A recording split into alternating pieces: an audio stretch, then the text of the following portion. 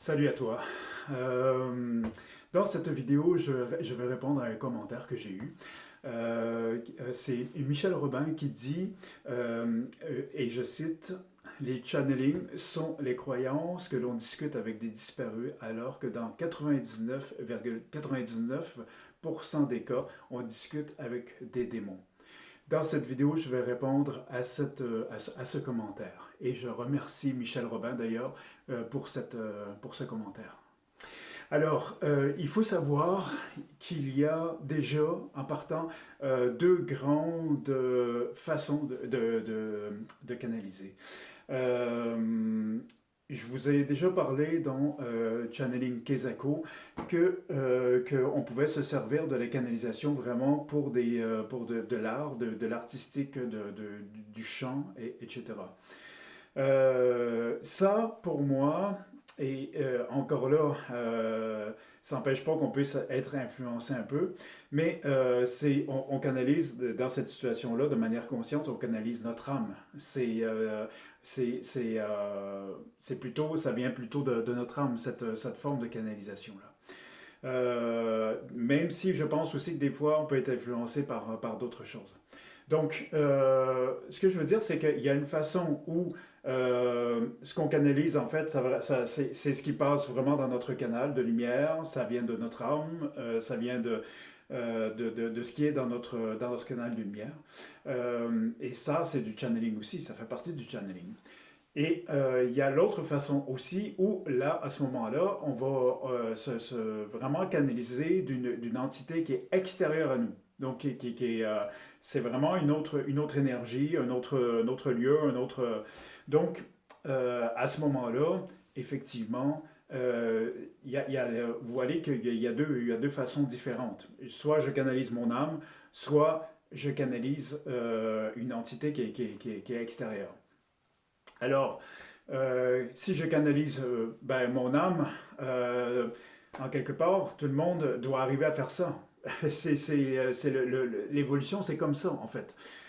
Tu avances vraiment en rayonnant de plus en plus dans tes corps subtils pour atteindre vraiment les corps de l'âme qui sont en cinquième dimension. Et quand tu arrives dans ton corps de l'âme, ta vibration augmente, bien sûr. Donc, en fait, tous les humains doivent passer par ce processus-là. C'est un processus d'évolution qui est normal. Alors, je dirais pour moi, le channeling s'applique à ça aussi, parce que on, on reçoit notre âme dans notre canal, et donc c'est du channeling aussi, ça fait partie du principe de channeling. Alors, pour ton commentaire, Michel, bien sûr, si tu dis 99,99% des gens, des cas, on discute des démons, euh, je te dirais qu'on est 8 milliards sur la Terre. Ça fait à peu près 800 000 personnes sur Terre qui ne canonisent pas des démons. C'est ça que tu veux dire, du coup. Euh, je te dirais que dans la forme, moi qui... je, je, euh, je peux pas, moi, accorder avec une certitude absolue euh, qu'il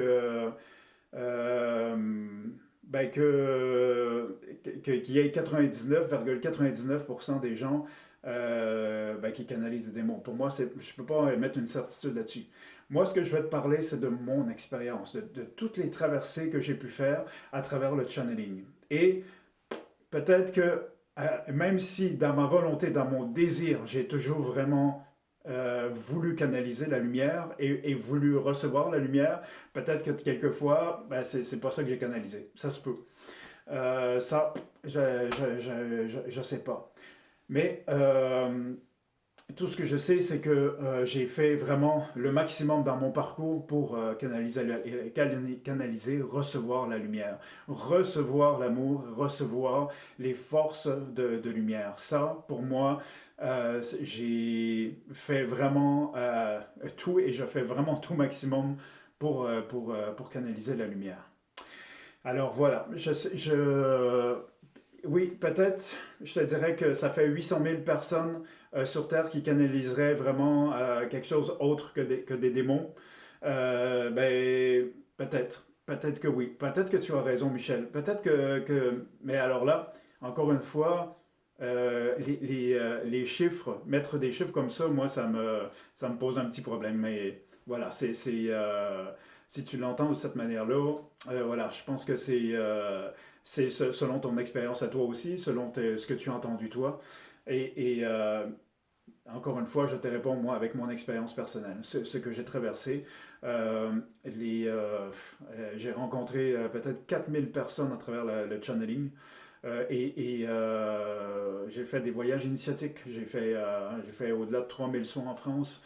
Euh, bon, les gens m'ont apporté des retours, bien sûr, hein. Les gens ont apporté des retours d'expérience aussi. Donc, il y a mon expérience, puis il y a aussi ben, l'expérience de d'autres personnes qui se sont joints à ça, hein.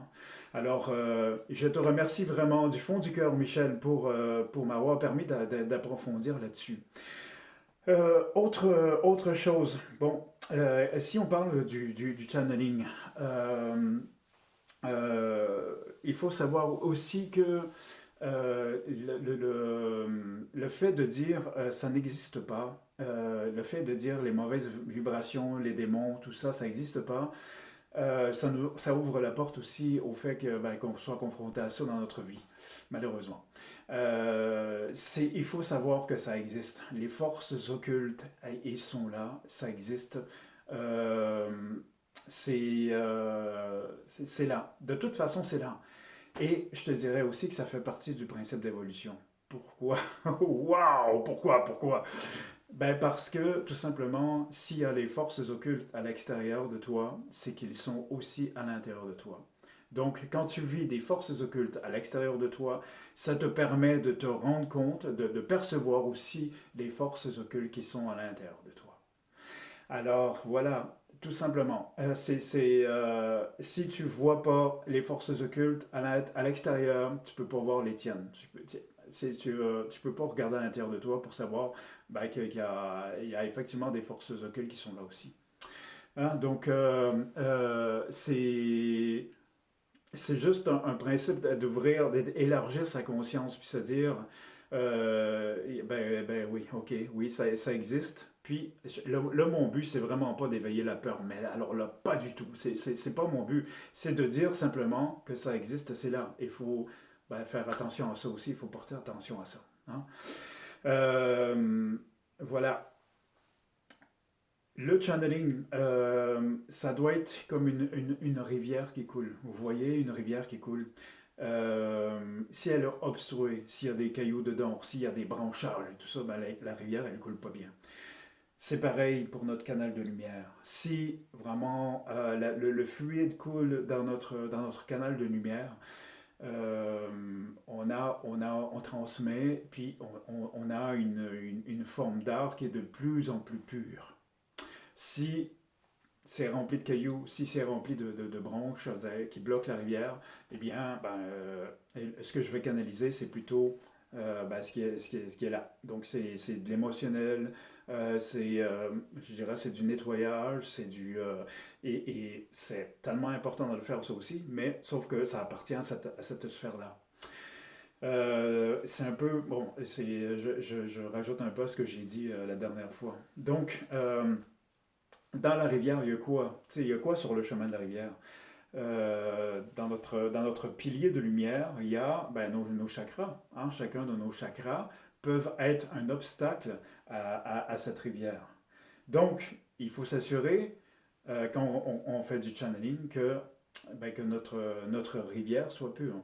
Là, ce que je te dis, c'est pas juste pour les thérapeutes, hein, parce que tout le monde, on est confronté à ça à un moment donné, c'est-à-dire que euh, par exemple, si j'ai quelqu'un qui est en colère contre moi, mais vraiment puis qui nourrit cette colère, cette rancune contre moi, oui, ça m'affecte. Oui, ça va venir dans mes corps subtils, ça va venir m'attaquer en quelque part. Hein? Donc, il faut que je sois conscient que cette force occulte-là existe. S'il y a quelqu'un qui est dans la jalousie, il va aussi venir semer des choses dans mes corps subtils. Si je suis pas, j'ai pas mis dans mes corps subtils ma présence, ma lumière, hein? Donc, moi, j'enseigne un nettoyage qui s'appelle l'unité en lettres, qui permet vraiment de nettoyer, de purifier les chakras avec conscience. Avec conscience. C'est tellement important de faire ça en conscience. Personnellement, je n'aime pas la pensée magique de dire, voilà, nettoyez-moi s'il vous plaît, voilà, 5 secondes, c'est fait. Ben non, ça marche pas comme ça. En tout cas, pour moi, ça marche pas comme ça. J'aime pas dire, j'aime pas induire que j'ai la raison absolue. J'ai tellement pas la raison absolue. Donc, je suis désolé pour ça. J'efface. Euh, euh, je, je, pour moi, en tout cas, dans l'expérience que j'ai traversée, ça prend des instants de conscience. Il faut aller nettoyer en conscience notre chakra du troisième œil, en conscience notre chakra de la gorge. Il faut voir comment il va mon chakra du troisième œil, comment il se porte aujourd'hui, tu vois. Donc, et ben ça, je veux dire, ça prend du temps. C'est pas, tu peux pas faire ça comme ça. Bon, voilà, ok, tout est correct, ça va, ok, ok, je peux aller à mon travail. Ben non, pour moi en tout cas, ça prend la conscience du nettoyage. C'est pareil pour les corps subtils. J'enseigne aussi un rituel pour aller nettoyer mes corps subtils. Et ces deux rituels-là, unité en lettres et respiration du soi cellulaire, qui sont vraiment deux méthodes de nettoyage, en fait, de nos chakras, de nos corps subtils, ben, je les ai expérimentés. Il y a plein de monde qui ont expérimenté ça aussi, pareil. C'est vraiment des méthodes qui ont été approuvées, des méthodes qui marchent, qui fonctionnent, et on se sent tellement mieux après. Ça, c'est sûr et certain. Donc, euh, il f- pour que le channeling se fasse bien, il faut que les chakras soient dans l'ouverture, ils soient dans une forme de fluidité. Je parle encore comme un prof, là. Il faut que j'arrête ça. Je veux tellement pas. Donc, je pense vraiment qu'il faut instaurer cette rivière-là à l'intérieur de nous pour canaliser de plus en plus, de manière de plus en plus pure. Bon, ouais, j'aime pas non plus ce terme-là, mais la pureté, c'est quand même ben, quelque chose qui vient offrir à la Terre. Si on offre cette pureté-là à la Terre, de plus en plus, ben, ça va accompagner la Terre, puis ça la fait grandir dans la vibration. Hein. Euh, voilà. Quand on canalise une entité qui est extérieure, c'est important, mais tellement important de savoir à qui on s'adresse et qui c'est qu'on invite à l'intérieur de soi. C'est tellement pas anodin. Imagine, tu fais venir quelqu'un à l'intérieur de toi et ben, il n'est pas là pour te servir. J'ai vu ça, mais tellement de fois, tellement de fois. Des gens qui me disent, il y a mon guide spirituel qui me parle, il est là, mon guide spirituel me parle. Ben, encore là, si je fais mon nettoyage, je vais écouter de manière plus pure aussi. Donc, je vous raconte vraiment cette expérience-là, c'est que cette personne-là me dit vraiment, je reçois vraiment des infos de mon guide spirituel, hein, mais à un moment donné, son guide spirituel lui a dit ben, qu'il allait le tuer et que donc, j'ai vu ça une fois, deux fois, trois fois, quatre fois, cinq fois.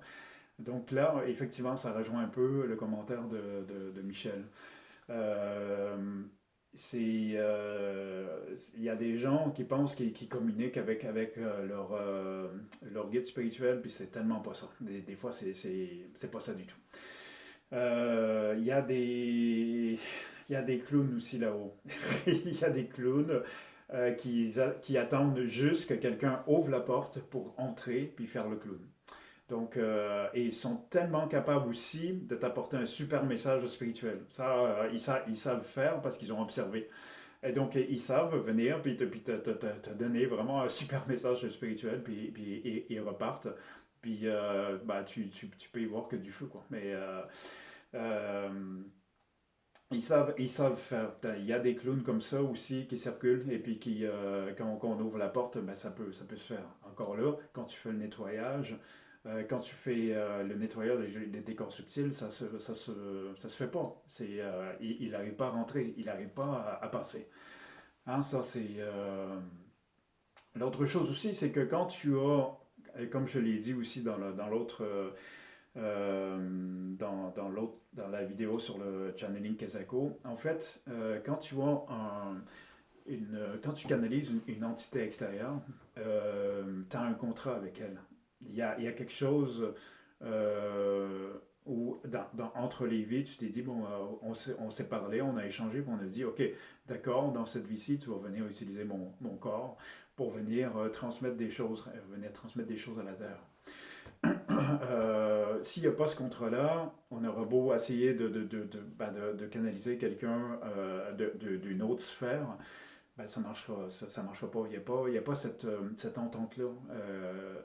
On peut forcer le mouvement, mais ça appartient à autre chose. C'est pas, en tout cas, c'est pas une méthode que moi je conseille. On force pas, on force jamais.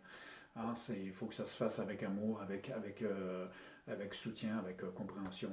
On ne force pas une entité de lumière à descendre parce que nous, on le souhaite, puis parce ben non, il y a un plan divin derrière tout ça. Hein, donc, je pense qu'il faut vraiment respecter ce plan divin. Voilà, c'est pas une vidéo qui est facile hein, pour moi. Wow, c'est tellement pas facile pour moi de parler de toutes ces choses-là. C'est pas quelque chose de marrant, c'est pas quelque chose de. Mais c'est important que je mette en tout cas, les points où dans mon expérience, il y a eu ben, des zones d'ombre, où il y a eu des gens qui sont venus me voir en soins, wow, qui avaient un début de possession ou qui avaient un début de. Il y a aussi ce phénomène-là. Il y a quelqu'un qu'on connaît bien et on ouvre notre cœur et puis il se met à nous pomper notre énergie. Hein, donc, ça fait qu'on devient faible de plus en plus. C'est comme une espèce de, bon, je te dirais, c'est comme une espèce de tentacule dans nos corps subtils qui vient nous pomper notre énergie. Puis lui est à l'autre bout et il se nourrit de notre énergie. Alors, si je sais pas que ça existe, ben, je me demande tellement, je prends plein de médicaments pour me guérir de ça et puis tout ça, mais la cause de ça, c'est cette tentacule-là qui me. Voilà, et elle va m'influencer aussi. Donc, ça va influencer ma canalisation, ça va influencer mon channeling. Euh, Toute présence extérieure dans mes corps subtils ben, vient influencer mon channeling. C'est évident. C'est vraiment comme ça que ça fonctionne. Donc, vraiment, comment faire, je dirais, pour canaliser de mon âme et comment faire si je sens vraiment l'inspiration pour canaliser une entité extérieure. Si je sens vraiment comme si on avait une tape sur l'épaule pour nous dire hey, mon gars, est-ce que tu me permettrais de venir transmettre des choses à travers ton corps, tu vois? Euh, alors, pour recevoir de notre âme, c'est tout simplement pour moi une bougie de mettre de l'encens déjà, ça ouvre les perceptions. Ok. Je t'ai parlé tout à l'heure, un nettoyage des corps, des chakras, puis des corps subtils. C'est essentiel. Si tu veux vraiment recevoir de ton âme et offrir quelque chose à la terre, ben, il y a il y a cette chose-là qu'il faut faire. Si tu veux vraiment, si tu reçois la tape de l'épaule comme tout à l'heure, puis tu reçois l'inspiration de canaliser quelqu'un, ben, je te dirais là, je peux te guider là-dedans. Je peux te guider là-dedans. Mais moi, je te dirais pas si oui ou si non. Je te dirais pas si, ah oui, oui, il y a bien une entité ou pas. Je te dirais pas non plus c'est qui. C'est toi qui dois faire ce chemin-là. Moi, je ne ferai pas ce chemin-là pour toi. Je ne peux pas faire ça. Hein, donc, mais sauf que je peux, comme je le fais avec plusieurs personnes en ce moment, je peux t'aider à développer ta canalisation, développer ton channeling. Voilà. Est-ce que ça répond à votre questionnement? Hein? Répondez en commentaire si vous le souhaitez. Je vous livre mon expérience. C'est vraiment l'expérience que j'ai vue, que j'ai traversée. Et si vous souhaitez vraiment recevoir l'unité en lettres, pour recevoir l'unité en lettres, encore une fois, ça prend l'ouverture du canal, l'ouverture de votre pilier de lumière. Donc ça prend, moi je demande l'initiation Reiki. Et oui. Donc pour avoir le rituel d'unité en lettres, ça prend l'initiation Reiki. Voilà, ça prend l'unité pour effectuer, ça prend l'unité en lettres, le rituel d'unité en lettres pour effectuer le nettoyage du corps subtil. Donc ça, c'est des méthodes que j'enseigne qui sont vraiment moi qui m'accompagnent tout le temps. J'ai fait tout haut, j'ai fait tout le temps, donc moi ça m'a beaucoup apporté et ça a beaucoup apporté à des gens aussi qui ont pratiqué ces mêmes rituels et méthodes. Voilà. Alors, je t'invite à te rappeler, à te souvenir que le guérisseur, c'est toi.